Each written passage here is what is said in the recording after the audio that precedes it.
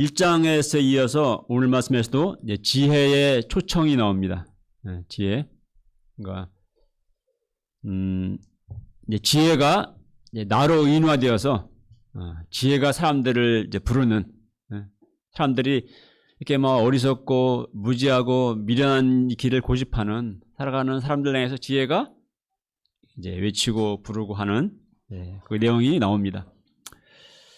이 시간 말씀을 통해서 지혜가 얼마나 좋은 것인가를 새롭게 배우고, 지혜의 말씀을 듣고 또 지혜의 길을 감으로 또 생명을 얻고 하나님의 은총을 얻는 삶을 살아가는 우리 모두가 될 수 있기를 기도합니다. 자, 8장 1절로 5절을 보겠습니다. 이제 지혜가 사람들을 부르며 이제 소리를 높인다고 말합니다. 자, 1절부터 5절까지 한번 읽어볼까요?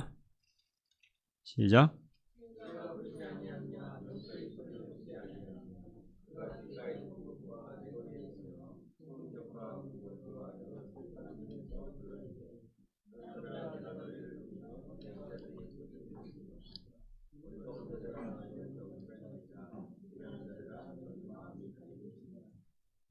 네.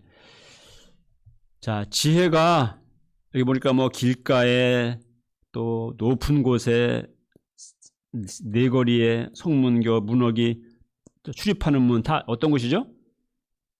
사람들이 많이 오고 가는 이제 사람들이 많이 있는 곳에서 이제 곳곳마다 지혜가 지금 부르고 있다, 미치고 있다. 이건 무슨 의미죠? 그러니까 어디에서나 지혜가 우리를 부르고 있다는 것입니다. 그러니까 정말 듣고 배우고자 하는 마음을 가지면 어디에서나 지혜가 외치는 소리를 들을 수가 있다라는 것입니다. 근데 어리석은 자들, 미련한 자들은 들으려 하지 않는다는 것이죠. 그러니까 1절에서도 1장에서도 오늘 8장에서도 계속 지혜의 초청이 대해서 말하고 있습니다. 하지만 이 온 하늘에, 온 세상에 하나님의 지혜가 가득하고요. 또 우리 살아가는 모든 삶의 모든 일상 속에, 만남 속에, 모든 사건 속에 다 그걸 통해서 우리에게 주는 어떤 메시지, 또 지혜들이 항상 있습니다. 이 가을은 참 아름다운 계절이죠. 가을에 높고 푸른 하늘, 또 들에 핀 아름다운 꽃 한 송이를, 코스모스를 볼 때 한번 보면서 창조주 하나님의 영광을 선포한 소리를 정말 들으면 좋으련만 사람들은 그런 소리를 듣지 않습니다. 요즘은 주로 그냥 스마트폰 화면만 보고 있죠.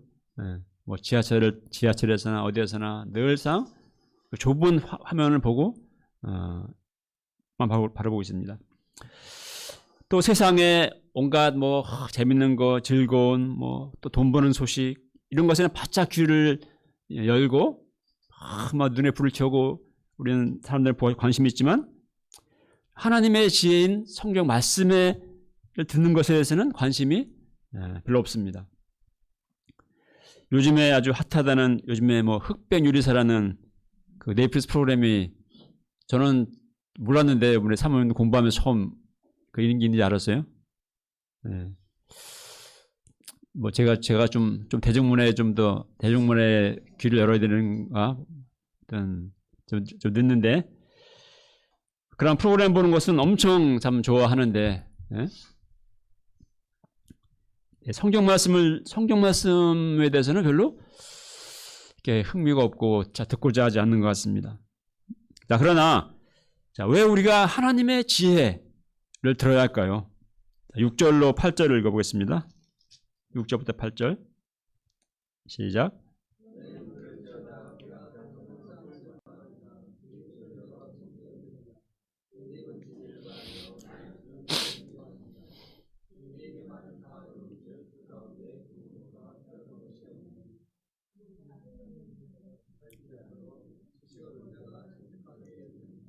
네.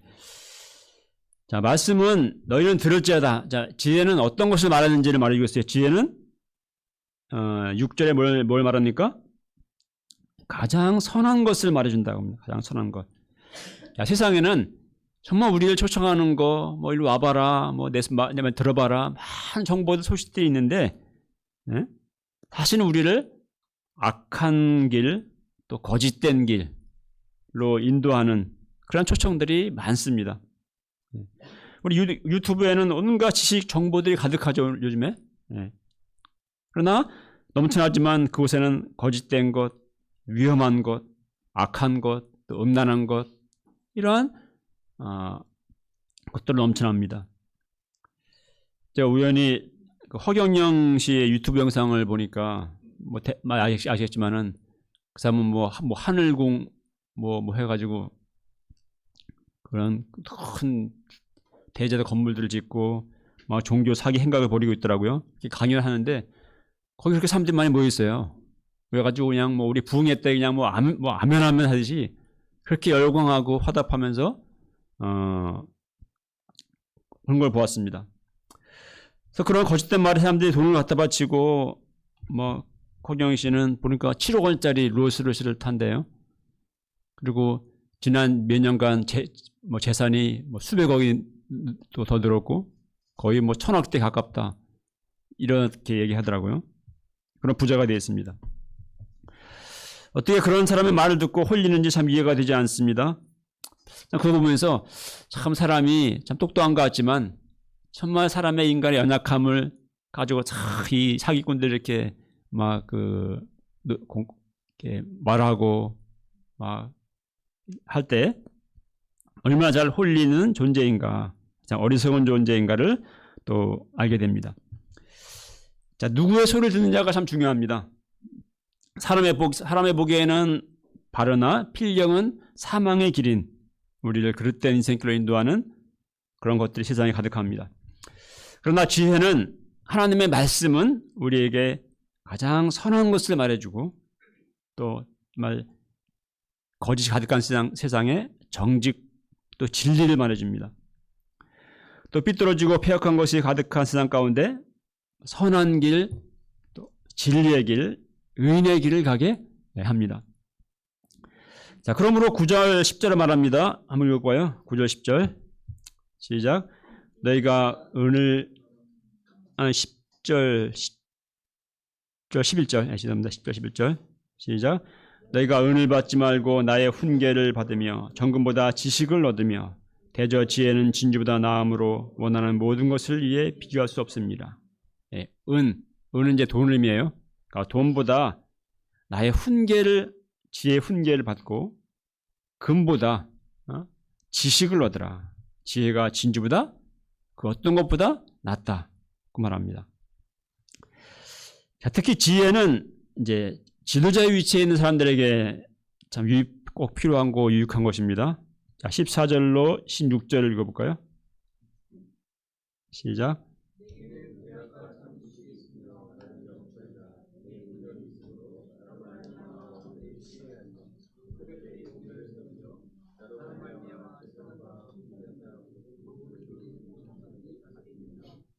네, 뭐 누구에게나 지혜가 필요한데, 다 지혜가 필요하고 말씀이 필요한데, 그러니까 지도자가 아니라 그냥 밑에 있는 사람들에게는 자기 삶에 대한 것이 되겠지만은 위에 있는 지도자의 위치에 있는 사람일수록 정말 지혜가 필요하죠. 네. 신명기에 보게 되면은 이제 왕을 세우게 될 때 왕에게 가장 중요한 것에 대해서 이런 이제 명령합니다. 내가 너희 위에 왕을 세우려거든 반드시 율법책의 등사본을 율법책을 평생 자기 곁에 두어서 읽으며 여호와 경외하기를 배우게 하라. 그렇게 할 때 그리고 율법의 모든 말과 규례를 지켜 행하도록 하라. 이렇게 명령합니다. 그렇게 할 때 그가 형제 위에 교만해지지 않고 하나님의 뜻대로 올바로 백성들을 다스릴 것이다. 이렇게 말하거든요. 네. 그러니까 정말 그렇게 하는 지도자 왕은 그렇게 백성들을 다스릴 것입니다. 네. 근데 보통 사람들이 어떤 지도자가 되고 어떤 왕이 되고 권력을 잡게 되면 초심을 잃어버리지 않습니까? 권력의 맛을 갖게 되고 권력에 중독이 되고 그러니까 교만해져요. 스스로 신같이 되고 독재자가 되고, 그래서 백성들을 이제 엄청 이제 뭐 우리 시진핑도 결국 이제 죽을 때까지 하려고 지금 이제 사고 있지 않습니까? 이제 장기 독재를 하게 되고, 이제 뭐 북한도 그렇고 백성들이 이제 불행하게 빠지게 되는 것이죠. 뭐 극단적인 예로 우리 뭐 킬링필드 아시죠? 캄보디아의 폴포트 같이 어떤 잘못된 이념을 갖게 될 때 그 사람은 자기 국민의 한 3분의 1을 죽였어요. 뭐 정확치 않은데 3분의 4분의 1을 죽였습니다. 200만 명을. 그러니까 모든 지식인들의 씨를 말렸어요. 그래서 뭐 영어를 할 줄 안다고 죽이고, 뭐 손에 굳은 살이 없다고 죽이고, 뭐 키가 크다고 죽이고, 그냥 뭐 이렇게 죽였습니다. 반면에 뭐 예를 들어 미국의 우리 16대 대통령이었던 링컨 같은 경우는, 여러분 이제 성경은 내 인생의 등불이다, 이렇게 고백하면서 성경을 늘 가까이 두고 그 삶의 지침으로 삼았다고 합니다. 결국 그것이 그의 인격과 정치 철학에 큰 영향을 끼쳤을 것이고, 그 유명한 뭐 게티스버그 연설, 노예 해방이라는 아주 위대한 업적을 이룬 그렇게 존경받는 또 대통령이 되게 한 것이죠. 우리는 크고 작든 정말 다스리는 위치에 많이 있습니다. 우리 가정에서는, 우리 부모들도 가정에서는 가정을 다스리고 잘 돌보는 위치에 있고, 혹은 뭐 직장에서는 상사로서, 또 교회에서는 목자로서, 이렇게 몸의 리더로서 정말 필요한 것이 정말 지혜입니다. 돌이켜보면 저도 제가 참 어린 자녀들을 키울 때 저도 내가 잘 안다고 생각했고 잘할 수 있다고 생각을 했어요. 근데 참 돌아보니까 정말 무지했고 정말 지혜가 부족했었습니다. 또 목자로서도 지혜가 부족해서 많은 실수들을 했습니다. 그래서 좀 더 그때 내가 좀 더 지혜로웠더라면 하는 후회들이 있습니다. 부족한 부모였고 부족한 목자였지만 그래도 많은 시행착오를 거치면서 또 지금까지 여기까지 참 온 것이 정말 에베네셀가 하나님 여기까지 도우셨다 하는 정말 하나님의 또 함께 하신 은혜인 것을 저는 늘 깨닫고 또 고백합니다. 저의 부족함을 알기에 저는 날마다 정말 하나님 앞에 엎드려서 정말 지혜를 달라고 또 능력을 달라고 하나님의 은혜를 구하면서 살아갑니다. 자, 우리 모두는 참 인생이라는 복잡하고 인생의 문제의 연속이지 않습니까? 정말 생각지 않았던 문제가 생기고 내가 생각지 않았던 방향으로 인생이 흘러가고 또 고난이 닥치고 합니다. 이런 인생을 우리가 잘 걸어가기 위해서는 정말 지혜가 필요합니다. 또 영적으로 많은 시험과 유혹 또 고난들을 이겨내며 끝까지 이 믿음의 길을 걸어가기 위해서는 지혜가 필요합니다. 단지 세상적인 성공만이 아니라 진정한 하나님 앞 보실 때 진정한 성공의 인생이 되기 위해서 가장 필요한 것이 지혜입니다. 이 지혜를 어디서 얻는가? 세상에 많은 뭐 철학, 뭐 최세술, 많은 지혜 책들이 있지만은 하나님의 지혜인 하나님의 말씀인 성경이 우리에게 그러한 지혜를 주고 그러한 능력을 우리에게 줍니다. 자, 우리가 이 지혜를 잘 얻는 자가 되려면 어떻게 해야 될까요? 구체적으로 17절을 보겠습니다. 17절 시작. 나를 사랑하는 자들이 나의 사랑을 입으며 나를 간절히 찾는 자가 나를 만날 것이니라. 지혜를 얻는 길은 어떻게 하는 거라고요? 지혜를 사랑하는 자. 지혜를 사랑한다는 말은 어디서 들어본 적 있지 않습니까? 우리 철학이란 말이 철학. 철학이 영어로 뭐죠? 제가 너무 쉬운 질문을 해서 철학은 필로소피죠. 이게 필로소피아가 이제 헬라어에서 온 단어인데 그게 필로는 이제 사랑한다, 소피아는 지혜죠. 지혜를 사랑한다는 것이 철학이죠. 철학. 어쨌든 지혜를 얻는 게 지혜를 사랑하는 것입니다. 사랑할 때 사랑을 받게 되죠.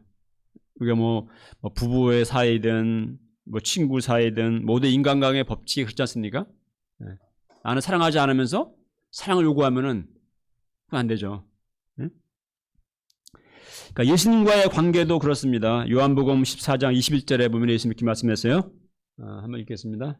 시작. 나를 사랑하는 자는 내 아버지께 사랑을 받을 것이요 나도 그를 사랑하여 그에게 나를 나타내리라. 예. 그러니까 우리는 뭐 말씀도 사랑하지 않으면서 예수님 사랑하지 않으면서 늘 주님 저를 사랑해 주세요. 저에게 복을 주세요. 뭐 시험 잘 보게 해주세요. 맨날 그러죠. 근데 사랑할 때 주님을 사랑하는 자가 하나님께 사랑을 받고 또 예수님께 사랑을 입습니다. 말씀을 사랑하는 자가 말씀의 사랑을 입고 또 예수님을 사랑하는 자가 예수님의 사랑을 입습니다. 또 지혜를 얻는 길은 또 간절히 찾는 것입니다. 나를 간절히 찾는 자가 나를 만날 것이니라. 그러죠? 그래서 간절히 찾는다는 말은 이제 두 단어지만은 이게 이제 원문의 히브리어는 이제 한 단어인데 그 단어는 새벽이라는 단어에서 유래한 말입니다. 새벽. 그러니까 간절히 찾는다는 건 뭐예요? 간절히 찾으면은 아침부터 그냥 눈이 뭐 떠지죠. 그죠? 새벽부터 찾는 것입니다. 눈을 뜨자마자부터 찾습니다. 자, 우리는 여러분들 아침에 눈을 뜨자마자 무엇부터 하나요? 예, 말씀을 요즘은 뜨자마자 핸드폰에 손에 많이 가죠. 말씀을 사랑하는 사람은 일어나자마자 먼저 이러한 양심 말씀을 찾고 양심 말씀을 읽고 또 묵상합니다. 그리고 기도로 하나님을 찾습니다. 기도를 통해서 하나님과 영적인 만남과 그 교제 시간을 갖습니다. 그러니까 그 시간이 너무 좋기 때문에, 예? 그 시간을 사랑하기 때문에, 그 아침 시간을 사모하기 때문에, 그 아침에 뭐 일어나자마자 뭐 허겁지겁 그냥 막 뭐 밥도 못 먹고 그냥 막 직장 달려가고 그렇게 하면은 이제 아침에 뭐 이렇게 말씀을 보고 기도하면서 하나님과 교제하는 시간 갖지 못하겠죠. 네. 그러니까 아침에 정말 이렇게 말씀을 사모하고 말씀을 묵상하고 또 기도로 하나님과 교제하는 달콤함을 누리고 그 시간을 사모하기 때문에 그 시간을 좋아하기 때문에 그럼 어떻게 합니까? 그렇게 하기 위해서는 일찍 자야 되겠죠. 그죠? 네. 그러니까 아침에 그 시간을 사모하면은 일찍 잠자리에 들어야 합니다. 네.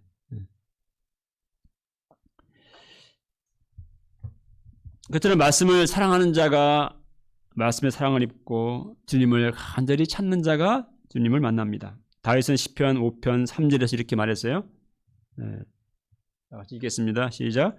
여호와여 아침에 주께서 나의 소리를 들으시리니 아침에 내가 주께 기도하고 바라리이다. 네.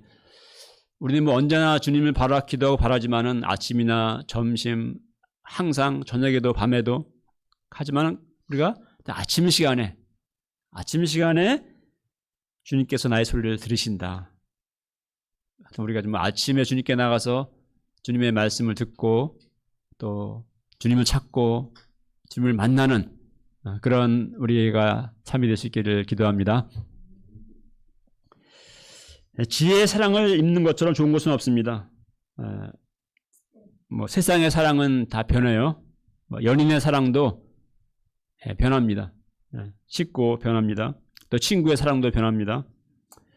또 부모의 사랑도 한계적이고 또 언젠가 부모는 또 떠나죠. 유한합니다.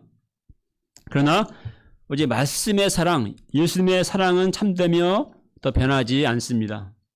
주님의 사랑은 우리를 배반하지 않습니다. 나를 버리지 않습니다. 영원합니다. 히브리서 13장 8절을 말씀합니다. 예수 그리스도는 어제나 오늘이나 영원토록 동일하시니라. 우리 모두 지혜를 사랑해야 하겠습니다. 말씀을 사랑하고 또 예수님을 사랑해야 하겠습니다. 그때 우리는 지혜의 사랑을 입으며 또 주님의 사랑을 입는 복된 인생들이 될 것입니다. 34절부터 6절은 이제 지혜를 얻는 자의 그 복됨과 반대로 지혜를 잃어버린 자의 불행함을 대조하면서 말합니다. 읽어볼까요? 34절로 6절.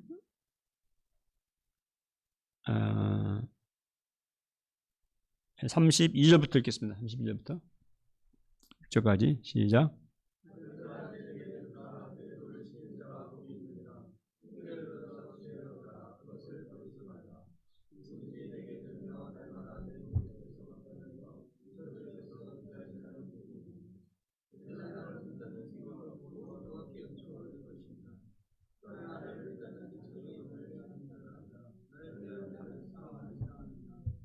예, 그러니까 지혜를 잃어버리는 자, 말씀을 듣기를 싫어하고 미워하는 자는 자기 영혼을 결국 죽음에 이르게 하는 어리석은 자라고 말합니다.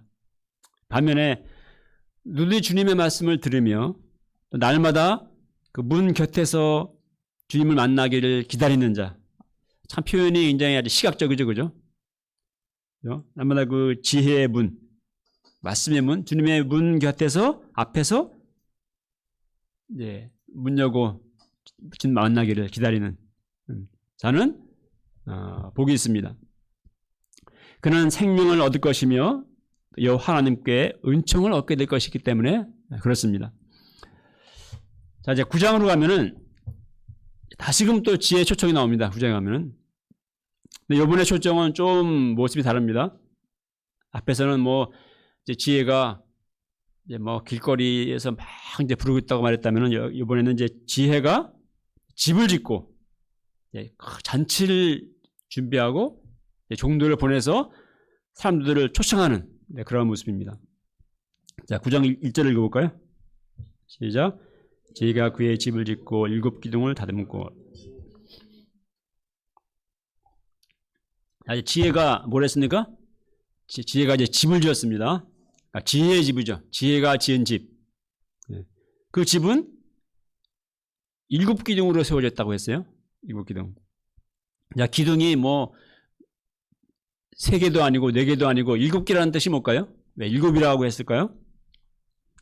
자, 7이라는 숫자는 우리 일주일도 창조도 7일이죠. 7이라는 숫자는 완전수예요. 완전함을 의미합니다. 자, 기둥은 집에서 어떤 역할을 하죠? 이거는 우리 강한대 목사님이 잘 아시겠네. 건축학과. 우리 기둥은 집을 탁 떠받치는 거죠. 집을 튼튼하게 지탱해주는. 기둥이 튼튼할 때 집이 무너지지 않겠죠? 하는 것입니다. 지금 공사 중인 월곡 판교선 우리 안양 벽산 사거리역을 우리 여성목사님이 설계하셨다고 했죠. 여성목사님이. 제가 제 기억에 전에 듣기로 거기 설계하는데 중간에 또 기둥을 하나를 좀 빼면 좋겠다. 좀 보기 좋게. 그렇게 요구했는데 우리 여성목사님이 안 된다고. 안전을 위해서 이거는 이제 잊고 있어야 된다. 그렇게 관찰을 시켰다고 제가 들었는데요.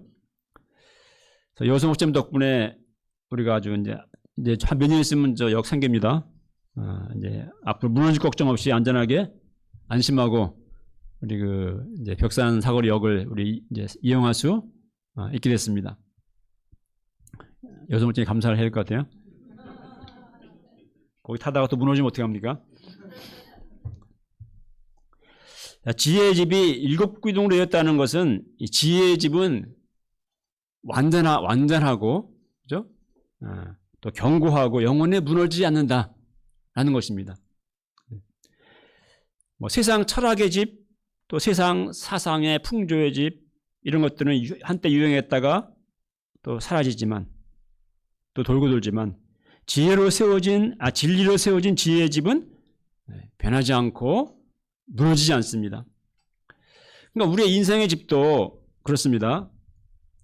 세상 가치관, 또 세상의 소망, 또 세상의 물질, 돈, 이런 것을 기초로 세워진 집은 인생의 광풍이 몰려올 때, 인생의 홍수를 만날 때, 그때 속절없이 무너져 버립니다. 한순간에 무너집니다.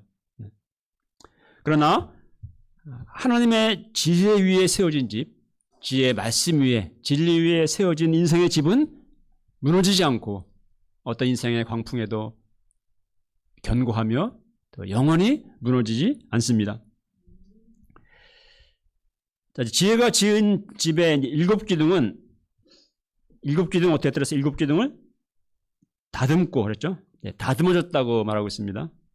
다듬어졌다는 말은 아름답게 장식했다, 데코레이션 했다는 얘기입니다. 이건 뭘 의미할까요? 지혜의 아름다움입니다. 지혜는 아름다운 것이에요. 지혜의 말씀은 진리일 뿐 아니라 지혜는 아름답습니다. 우리 문학의 아름다움도 있고, 또 예술의 아름다움도 있고, 또 우리 수학의 아름다움도 있고, 또 공학의 아름다움도 있습니다. 그러나 이 모든 것보다 더 아름다운 것이 하나님의 진리의 아름다움, 하나님의 말씀의 지혜의 아름다움입니다. 성경 말씀을 읽으면서 말씀이 너무나 보석같이 빛나고 너무 아름답다, 너무 은혜롭다, 그런 경험을 해본 적 있지 않습니까? 우리 목자님들은 그런 경험이 있을 것 같아요. 우리가 아름다운 이 절경을 딱 볼 때 너무 좋아서 아름다움에 넋이 나가서 계속 거기에 있고 싶었던 그런 경험들이 있죠. 마치 그것처럼 이 말씀의 숲에, 말씀의 지혜의 정원 꽃밭에서 우리는 그 놀라운 아름다움을 보며 그 기쁨과 즐거움을, 행복을 거기서 정말 누리게 되는 것입니다. 자, 2절을 보겠습니다. 2절 시작. 짐승을 잡으며 포도주를 혼합하여 상을 갖추고. 자, 이제 지혜가 집을 짓고 아름다운 그 견고한 아름다운 기둥으로 딱 견고한 집을 짓고, 그 다음에 이제 뭐래요? 푸짐한 이제 잔치상을 준비합니다. 잔치에 빠질 수 없는 게 뭐죠? 음식 중에서 특히 여기 보니까 짐승과 포도주. 짐승은 이제 고기. 고기 좋아하시는 분들 많죠? 고기. 그리고 포도주는 이제 음료죠. 포도주.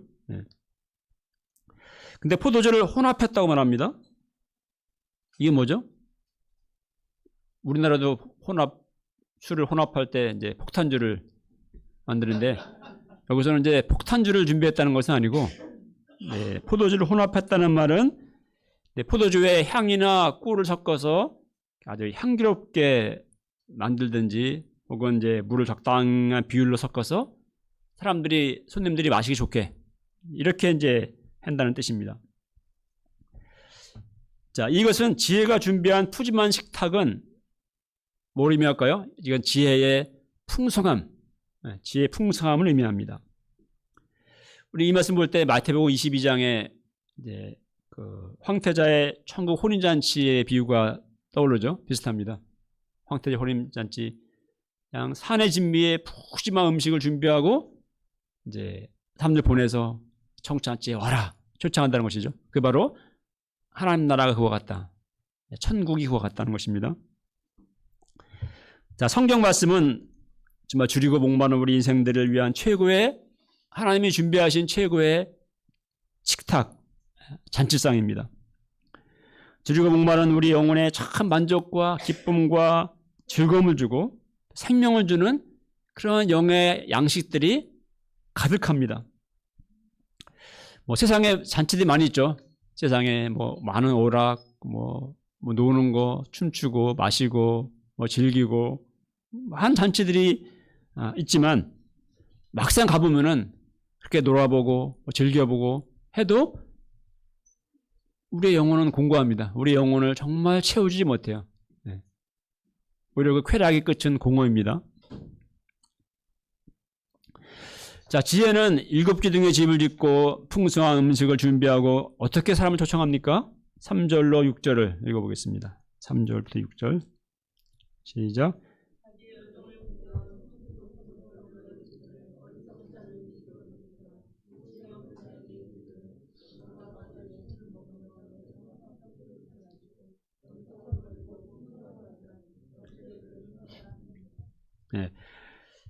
어리석은 자는 이리로 돌이키라. 또 지혜 없는 자에게 이르기를 너는 와서 내 식물을 먹으며 내 혼합한 포도주를 마시고 어리석음을 버리고 생명을 얻으라. 명철의 길을 행하라 하느니라. 이렇게 이제 초청하는 것입니다.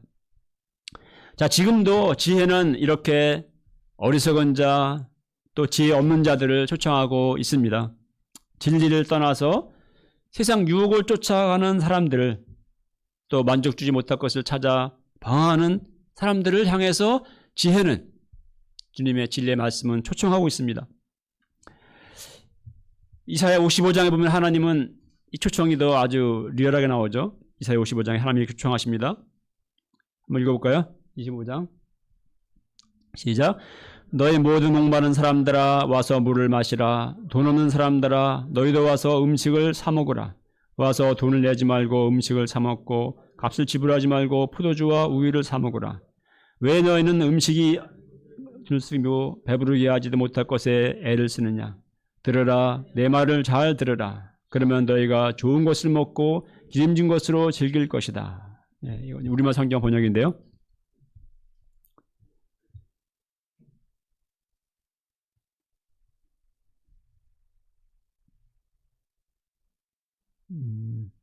이게 오타가 있네. 왜 너희는 음식을 아닌 것에, 오타가 있습니다. 음식이 아닌 것에. 참 이 초청은 정말 우리 그리스도의 초청이죠. 요한복음에 보게 되면 예수님이 초청하시지 않습니까? 나는 생명의 떡이다. 내게 오는 자는 결코 줄이지 않고 목마르지 않을 것이다. 너희 목마른 자들아 누구든지 목마르거든 내게로 와서 마시라. 나를 믿는 자는 성령의 이름과 같이 그 배에서 생수의 강이 넘쳐날 것이다. 그리스도는, 주님은 우리 목마른 영혼들을 초청하십니다. 뭐 다른 데 가서 우리가 뭐 먹고 마시고 즐기고 살아가지만은 그것은 한계적이에요. 그것이 우리의 영혼의 목마름을 채우지 못합니다.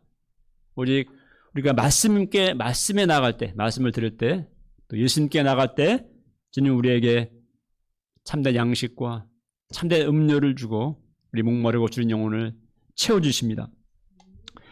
우리 모두 지혜의 집에 잔치에 가서 그 식탁의 풍성한 기쁨과 즐거움을 누려야 하겠습니다.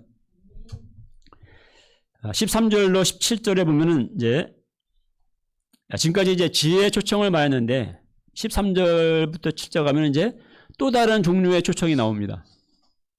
무슨 초청이에요? 미련한 여인의 초청입니다. 미련한 여인.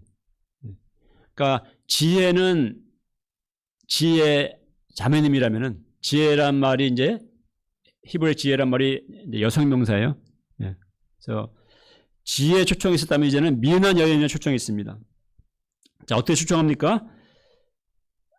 13절부터 8절까지 읽어보겠습니다. 시작. 자기 진물대에 앉으며 성읍 높은 곳에 있는 자리에 앉아서 자기 길을 바로 가는 행인들을 불러 이르되 어리석은 자는 이리로 돌이키라. 또 지혜 없는 자에게 이르기를 도둑질한 물이 달고 몰래 먹는 떡이 맛있다 하는도다. 오직 그 어리석은 자는 죽은 자를 거기 있는 것과 그의 객들이 수월 깊은 곳에 있는 것을 알지 못하느니라. 자, 미련한 여인은 15절에 보니까 자기 길을 바로 가는 행인들을 불러. 그러니까 멀쩡히 자기 길을 잘 가고 있는 사람들을 불러요. 참 재밌죠? 멀쩡히 자기 길을 잘 가고 있는데 그 사람들한테 가서 잠깐 와보라고 일로 오라고 하면서 뭐라 말합니까? 이 도둑질한 물이 달고 몰래 먹는 떡이 맛있다. 같이 먹자. 그러니까 이거는 초청이라기보다 유혹이죠. 유혹. 자, 앞에 5장에서 우리 지난주 말씀에서 또 물이 나왔습니다. 물, 샘물, 운물물. 거기서 샘물은 이제 그 부부 사이의 사랑을 의미합니다. 여기 비해서 이제 도둑질한 물, 몰래 먹는 떡은 불륜을 의미하죠. 불륜. 그러니까 부부의 사랑보다 외간 여자와의 은밀한 불륜은 더, 그게 이제 몰래 먹는 떡이죠. 도둑질한 물이고. 그것은 더 짜릿하고 흥분되고 달콤합니다. 하지만 그 유혹을 따라갈 때 어떻게 돼요? 따라가는 18절에 따라가면은 거기는 뭐였냐면은 어리석은 자들이 따라왔다가 다 거기 죽어 있는 모습, 그걸 보게 될 것이다 하는 것입니다. 자, 이제 결론을 맺겠습니다. 자, 우리를 부르는 세상에 두 가지 초청이 있습니다. 그러니까 지혜의 초청이 있고 또 미련한 여인의 초청이 있습니다. 그러니까 순간순간 우리 인생의 길에서 또 선택의 갈림길에서 내가 누구의 소리를 듣고 누구의 초청을 따라갈 것인가가 중요합니다. 그 선택이 생명이냐 아니면 죽음과 멸망이냐, 영원한 나의 운명을 결정하게 될 것입니다. 지혜의 말씀을 듣는 자, 또 지혜를 사랑하는 자가 복이 있습니다. 우리 모두 미련한 여인의 유혹을 따라가지 않고 지혜의 초청을 듣고 따라가는 자들이 되어야 하겠습니다. 예수 그리스도의 말씀 안에서 풍성한 천국잔치의 즐거움과 만족을 누리며 생명을 얻는 복된 삶을 살아가는 우리 모두가 될 수 있기를 간절히 기도합니다. 네, 이제 읽겠습니다. 17절, 8장 17절. 네, 시작.